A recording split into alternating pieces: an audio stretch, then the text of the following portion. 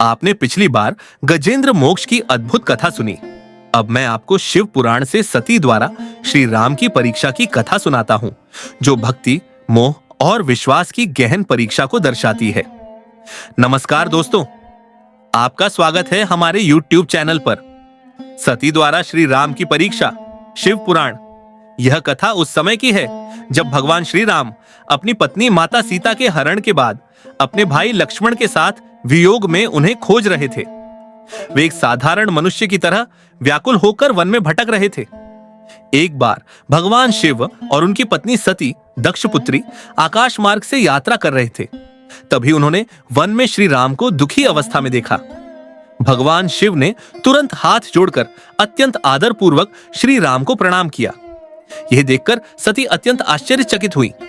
उन्होंने शिवजी से पूछा, हे स्वामी, आप तो परमेश्वर हैं और जगत के पिता हैं, आप किसे प्रणाम कर रहे हैं? ये तो साधारण मनुष्य लग रहे हैं जो अपनी पत्नी के वियोग में रो रहे हैं। भगवान शिव मुस्कुराए और बोले, हे सती, ये कोई साधारण मनुष्य नहीं है। ये साक्षात परब्रह्म, समस्त जगत के स्वामी श्री राम हैं, जिन्होंने मनुष्य रूप धारण किया है। ये लीला कर रहे हैं, इनके चरण कमलों में मेरा निरंतर ध्यान लगा रहता है। शिवजी ने सती को बहुत समझाया, लेकिन सती के मन में मोह उत्पन्न हो गया और उन्हें शिवजी की बात पर पूर्ण विश्वास नहीं हुआ। वे सोचने लगी कि यदि ये सचमुच भगवान हैं, तो अपनी पत्नी को क्यों खोज रहे हैं और इतना दुखी क्यों हैं? शिवजी ने सती की मनस्थिति समझ ली। उन्होंने कहा, यदि तुम्हें विश्वास नहीं है तो तुम जाकर स्वयं परीक्षा ले सकती हो, लेकिन यह बात ध्यान रहे कि तुम श्री राम के सामने कोई ऐसा रूप धारण न करना जो मुझे अप्रिय हो। सती ने सोचा कि श्री राम इस समय सीता की खोज में है। यदि मैं सीता का रूप धारण करके उनके सामने जाऊं तो उनकी वास्तविकता की असली परीक्षा हो जाएगी।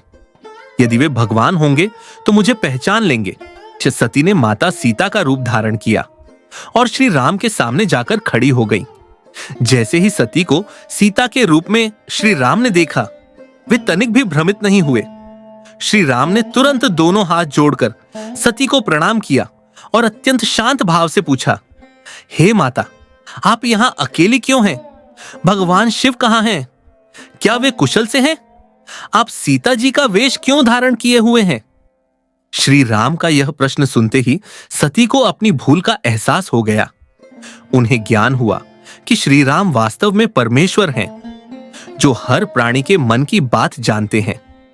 श्री राम के लिए हर स्त्री माता के समान है और वे मोह से परे हैं। सती को यह जानकर बहुत ग्लानि हुई कि उन्होंने अपने पति शिवजी के वचनों पर अविश्वास किया और भगवान की परीक्षा लेने की धृष्टता की।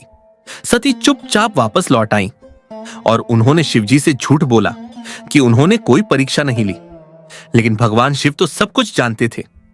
उन्होंने समझ लिया कि सती ने सीता का रूप धारण करके उनकी आज्ञा का उल्लंघन किया है। शिवजी ने सती को अपनी पत्नी के रूप में त्याग दिया, क्योंकि जो पत्नी अपने पति के पूज्य देव की परीक्षा ले, वह पत्नी धर्म का पालन नहीं करती।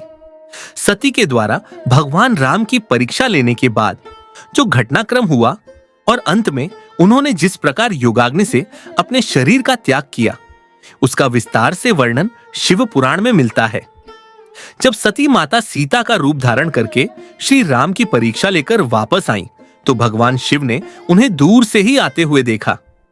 अपनी योग दृष्टि से शिवजी ने जान लिया था कि सती ने उनकी बात नहीं मानी और सीता का वेश धारण करके मर्यादा का उल्लंघन किया है। जब सती शिवजी के पास आई तो शिवजी ने अत्यंत शांत भाव से पूछा, परीक्षा में क्या हुआ? सती ने संकोचवश और भयभीत होकर झूठ बोल दिया कि उन्होंने कोई परीक्षा नहीं ली और वह केवल वहीं खड़ी रही थी। सती के झूठ बोलने पर भी शिवजी कुछ नहीं बोले, लेकिन उनके हृदय में यह विचार दृढ़ हो गया कि सती ने सीता का रूप धारण किया था और सीता उनकी माता के समान पूजनीय है। जिस शरीर ने उनके पूज्य देव की पत्नी का रूप धारण किया, उस शरीर को वे अब अपनी पत्नी के रूप में स्वीकार नहीं कर सकते थे। भगवान शिव ने मन ही मन यह संकल्प कर लिया कि वे अब सती से पत्नीवत संबंध नहीं रखेंगे। उन्होंने सती को प्रेम और आदर दिया लेकिन पत्नी के रूप में उनका परित्याग कर दिया। अगले कई वर्षों तक सती और शिवजी साथ रहे। सती देखती रही कि शिवजी पहले की तरह उनसे वार्तालाप करते हैं, उनका आदर करते हैं, लेकिन उनके व्यवहार में पत्नी प्रेम की विरक्ति आ गई है। शिवजी ने अब अपना अधिक समय ध्यान और समाधि में बिताना शुरू कर दिया था। सती को धीरे धीरे अपनी गलती का एहसास हुआ।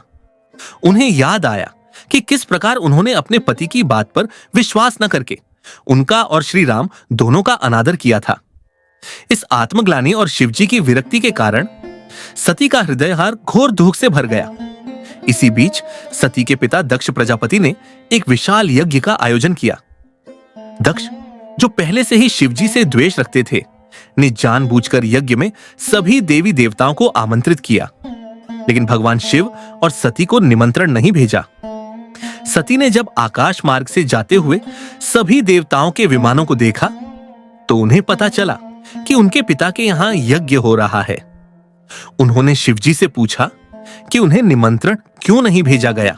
सती के हठ करने पर शिवजी ने उन्हें समझाया कि बिना निमंत्रण के वहां जाना उचित नहीं है, खासकर तब जब तुम्हारे पिता हमसे बैर रखते हो। लेकिन सती का मन अपने माता पिता और बहनों से मिलने को व्याकुल था। यह सोचकर कि वहां मेरे अपने हैं, वह शिवजी से आज्ञा लेकर अकेले ही यज्ञ स्थल पर चली गई। 4. योगाग्नि से देह त्याग। दक्ष के यज्ञ स्थल पर पहुंचने पर न सती को घोर अपमान सहना पड़ा। दक्ष ने शिवजी के लिए कोई आसन नहीं रखा था और सती के सामने ही शिवजी की घोर निंदा की। दक्ष के अहंकारपूर्ण और अपमानजनक वचनों को सुनकर सती का हृदय क्रोध और लज्जा से जल उठा।